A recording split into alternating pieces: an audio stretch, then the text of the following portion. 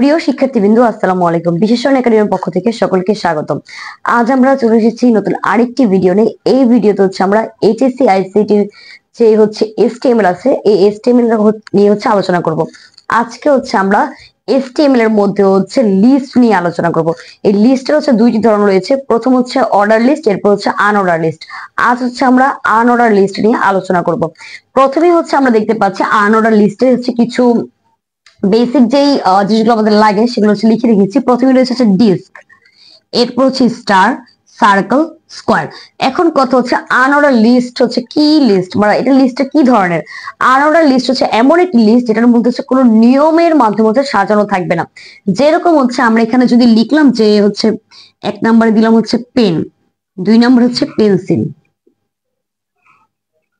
তো দেখতে পাচ্ছি এখানে আমাদের হচ্ছে 2 নাম্বার হচ্ছে পেন্সিল আর 1 নাম্বার হচ্ছে পেন রয়েছে।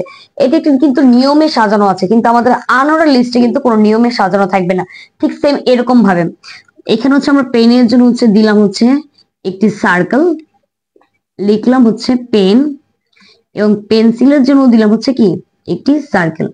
তো আমরা যদি এই সার্কেলটা এইখানে, এই সার্কেলটা এইখানে দিই, তাহলে হচ্ছে কি কোনো হচ্ছে চেঞ্জ হবে না, মানে এটা কোনো নিয়মে সাজানো না, তাই হচ্ছে এটা কি কোনো চেঞ্জ হবে না। কিন্তু এইখানটায় আমরা দেখতে পাচ্ছি পেন্সিলের আগে হচ্ছে কি রয়েছে 2, আর এই পেনের আগে রয়েছে হচ্ছে 1। তো আমরা পেন্সিলের আগে যদি 1 দেই, পেনের আগে যদি 2 দেই, তাহলে হচ্ছে কি নিয়মটা হচ্ছে ভেঙে যাবে। তো এই হচ্ছে আমাদের আনঅর্ডার লিস্ট, যেটি হচ্ছে কোনো কি নিয়মে সাজানো থাকবে না। কিন্তু আনঅর্ডার লিস্টের মধ্যে কিছু হচ্ছে সিম্বল ইউজ করা হয়, যে কোন সিম্বল নিয়ে হচ্ছে কাজ করতে হবে। সেই সিম্বল গুলোর নামে হচ্ছে আমি এখানে লিখেছি। প্রথমে দেখতে পাচ্ছি হচ্ছে আমাদের ডিস্ক। ডিস্ক হচ্ছে আমাদের একটা সার্কেল হচ্ছে কি থাকবে, একদম হচ্ছে বোল্ড করে, ভিতরটা হচ্ছে একদম গাঢ় রং করা থাকবে। এটা হচ্ছে আমাদের ডিস্ক। আর স্টার হচ্ছে আমরা সবাই চিনি, এরকম হতে পারে বা এরকম দিয়ে আমরা যেটা লিখি এটা হচ্ছে স্টার।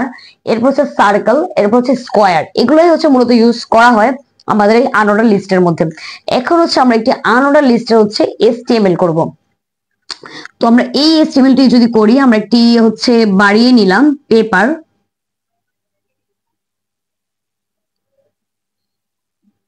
এই যে এসটিএমএল টি রয়েছে এটা হচ্ছে আমার নাম দিলাম 1 নাম্বার। এই 1 নাম্বার এসটিএমএল টা হচ্ছে আমরা করব। প্রথমে হচ্ছে আমরা লিখে নিব কি এসটিএমএল, এরপর লিখবো হচ্ছে আমরা হেড, তারপর লিখবো হচ্ছে আমরা টাইটেল, তারপর হচ্ছে আমরা টাইটেল ক্লোজ করব, যেহেতু হচ্ছে এখানে আমাদের টাইটেল নেই। এরপর হচ্ছে আমরা হেড ক্লোজ করব। আমরা হচ্ছে মূলত এই যে 1 নাম্বার দিয়ে রেখেছি যেটি, এটি হচ্ছে আমরা করব এখন। এরপর হচ্ছে বডি পার্টটি আমরা শুরু করব। তো বডি পার্টি শুরু করবো।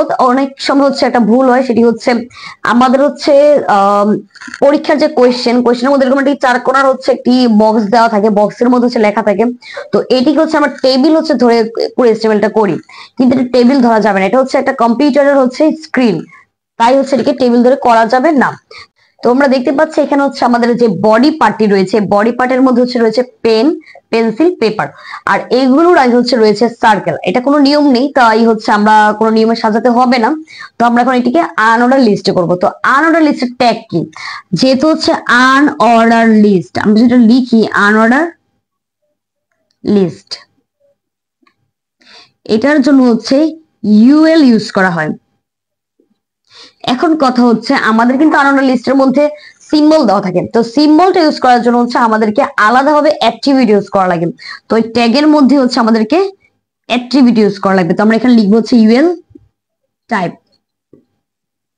টাইপ দিয়ে হচ্ছে কি ধরনের হচ্ছে সিম্বল ইউজ করা হয়েছে সেটি লিখবো।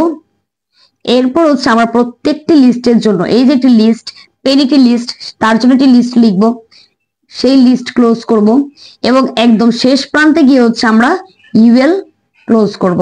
ঠিক সেম ভাবে আমরা যদি এখন করি, প্রথমে হচ্ছে আমরা লিখবো ইউএল টাইপ,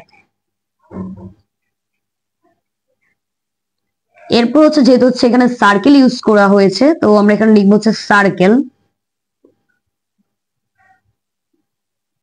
এরপর হচ্ছে আমরা লিখবো হচ্ছে লিস্ট, প্রথম লিস্টে আমাদের রয়েছে হচ্ছে পেন,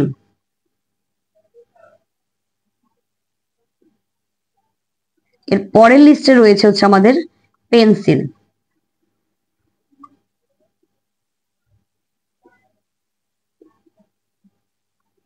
এরপরে রয়েছে হচ্ছে আমাদের পেপার,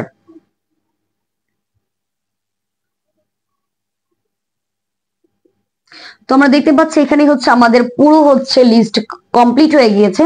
তো এখন হচ্ছে আমরা ইউএলটা হচ্ছে ক্লোজ করবো। এখানে ইউএল ক্লোজ করে দিলাম। এখন হচ্ছে আমাদের বডি পার্টের মধ্যে আর কোনো লেখা যেহেতু নেই, সেহেতু হচ্ছে আমরা এখন বডিটাকে ক্লোজ করে দিব।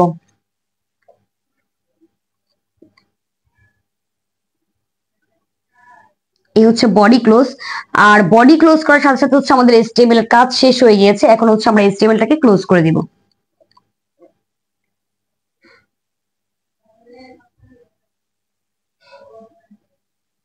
এই তো হয়ে গেল হচ্ছে আমাদের আনঅর্ডার লিস্টের একটি এইচটিএমএল। তো যার যদি কোনো সমস্যা হয়ে থাকে তাহলে হচ্ছে আমাদের কমেন্টে অবশ্যই জানাবে। আর এর থেকে সোজাভাবে হচ্ছে যে মনে হয় না লেখা যায়। তো আজ এই পর্যন্তই, দেখা হবে পরবর্তী ভিডিওতে। সবাই বিশেষণ একাডেমির সাথেই থাকবে। ধন্যবাদ।